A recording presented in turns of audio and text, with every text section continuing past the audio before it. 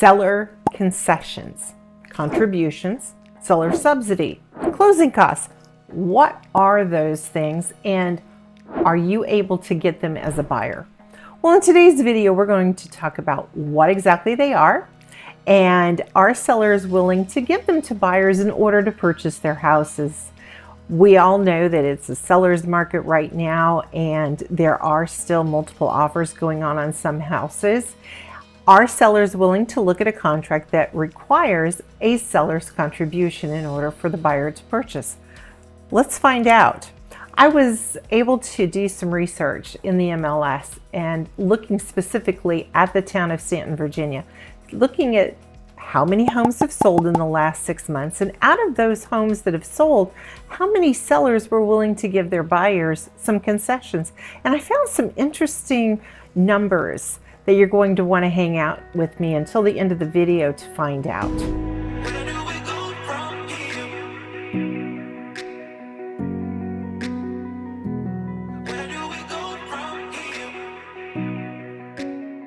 Hi, my name is Leslie, along with my husband Stephen. We love to get phone calls and emails and texts from folks just like you who are looking to purchase or sell a home here in the Shenandoah Valley. So we encourage you to touch that subscribe button, ring that bell, so that you will be the first to be updated about all the things that we talk about. If you would like to schedule a Zoom call with me or talk to me, all of my information is in that description down below. Take a look at it. I encourage you to look at my phone number, hit that Calendly link if you would like to schedule a Zoom call with me to discuss your real estate needs. Let's go back to seller concessions. What exactly are they?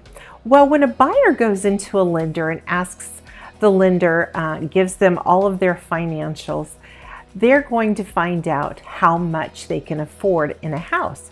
So let's say that Joe Buyer goes in and finds out that he can afford $350,000 on a loan. But the lender says, well, looking at your financials, you're going to need to ask the seller to help you out with the closing costs. And roughly that's going to be about $10,000.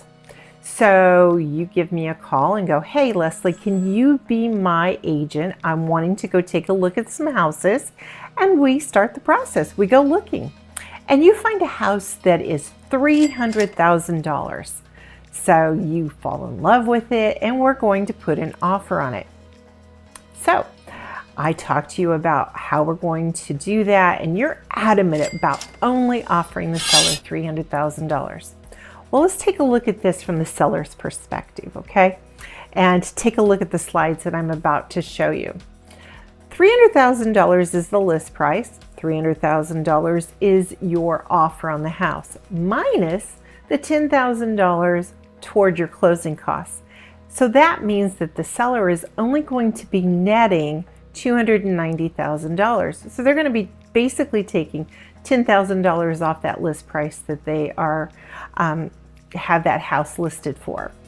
So you're up against a couple of other people who have also put offers in on the house. And let's say the seller's looking at all of those offers that have come in, and yours is decent, but it's not netting him the amount of money that he wanted to net. So he rejects your offer, and you're going to come to me and go, well, Leslie, how could we have structured the offer better so that my offer would have looked more appealing to a seller as opposed to what we did offer? So we're going to talk about that. And my suggestion would be, first of all, let me back up. I'm always going to be talking to the listing agent, and I'm going to be finding out what exactly is going to be the most appealing to that seller. Do they need some time to stay in the home after the closing? Let's say they need to stay in there a week more in order to finish some things up. Are you as a buyer willing to be flexible and give that seller a week to stay in that house? If you are, let's put that into the contract. Say, okay, I'm willing to let you stay in that house rent-free for the next week. We could have put that in the offer. So a little bit about me is I've been a real estate managing broker Since 2005, I've owned my own real estate company. I used to be licensed in the state of Illinois, where I did a lot of real estate. Now I'm doing real estate here in the state of Virginia, have been doing that for a while. And I have been able to negotiate contracts for my buyers in order to get them some seller concessions over the years. And one of the most important things is communication. Communication between myself, the listing agent, the lender, and you, so that we all work together in order to get you the best case scenario. So I would have recommended to you and said, look, I think we need to at least net that seller $300,000. How would that have looked? Take a look at the next slide. I'm going to say, let's offer the seller $310,000. And we're going to take $10,000 off of that for your seller concessions. Therefore, the seller is going to net $300,000. That's their list price. I would have also asked the listing agent, what else is the seller looking for other than the amount that they're going to net at the closing? And we would have put that in the contract as well. That would have given you a heads up against any of the other offers potentially that were going to be on the table to that seller. That would have at least given you a leg up on all that competition. So one thing that I am going to say, a disclaimer to, this is only an example of one of the many ways that we can structure contracts in order to get you into a home and get you to the closing table. It is for information purposes only. This is not the way that every contract works. I work on a case-by-case basis, and it's very dependent upon the buyer as well as the seller. So please just understand this is for example purposes only. All right, that being said, let's move on. Okay, so the next thing I want to bring to your attention is appraised value. So the seller has the house listed for $300,000. You offer the seller $310,000. He net profits $300,000 on that sale. But let's say there's some issues with the house, and the seller and his agent are concerned about getting it appraised for $310,000. At that point, we may need to negotiate the amount that we offer. Understand that if you come in and you have a loan that you are having to finance in order to purchase the house, that house is going to have to be appraised. So an appraiser is going to come in and say, okay, based on the current market value, that home is only appraised at $300,000. So you asking for $310,000 on the house and the appraised value comes in at $300,000, we may have an issue. So whether your lender is giving you an FHA loan, a conventional loan, USDA loan, any kind of loan, or a VA loan, any of those kind of loans, we're going to have an appraisal done.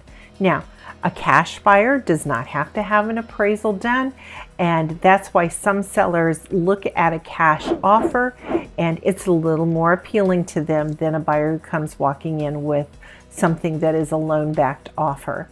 So just understand that if you're competing against other people and if you're competing against a cash offer, they may be offering them a little less, but there's no appraisal, and they'll take that offer over yours even though you offered more to the seller. So just understand that there are so many, as I said before, a case-by-case basis, and that in your case, because you are having a loan, you're going to have that home appraised for the amount that you're offering them. So I hope this video has been helpful in helping you understand what exactly are closing costs, how are they used to help you purchase a house, are they something that you're going to be able to get from sellers. So I think at the beginning of the video, I mentioned that I did some research in Stanton, Virginia, and what were the stats that I was able to pull out of that research. I think you're going to be wanting to hear this. I was kind of guess you could say pleasantly surprised by the numbers that I saw. So what I did was, starting on May 1st until today, I looked at all the data, How many homes do you think were sold in Stanton, Virginia in the last 6 months? There was actually 204 homes that were sold. Out of those 204 homes that were sold, how many of those homes were able to get some seller concessions? Can you believe it was 24%, or 48 homes out of that 204 homes actually were able to get some seller concessions? And those seller concessions ranged from $100 to $10,000, which I found always like, oh wow, that's great that sellers are still considering offers that are needing the seller concessions. So the sold prices of those homes, they ranged. The highest one that was sold, the most expensive one, was $512,000. So that also told me that no matter the price of the home, sellers are still willing to consider seller concessions. So the seller for a $512,000 house considered concessions on it, all the way down to $129,900. That seller was also willing to offer the buyer some of the seller concessions that they asked for. So that gives us roughly a median price of $277,000, which is below the median price for a home sold here in the area. And if you are looking for a home that is roughly $300,000, take into consideration, and please understand that there are several buyers looking for a home in that price range. But if you are someone who is looking for a house and a seller willing to give you the concessions, have a savvy agent in your pocket, I guess you could say, and backing you in making those offers so that they have good negotiation skills in order to help you construct an offer that is incredibly appealing to the seller so that you can get your contract looked at and accepted. If you have enjoyed the content of this video and you would like to see more content like this, please let me know. Drop me a comment or send me a text, send me an email. I would love to hear from you. If there are other terms or other things about real estate that you are interested in me discussing, I would love to hear from you as well. Please let me know what your thoughts are, and I would love to consider those things for an upcoming video. So whether you are looking to buy or sell a house in the next 9 or 90 days, we would love to talk to you. And as we always say at the end of our videos, until next time, we will see you around town.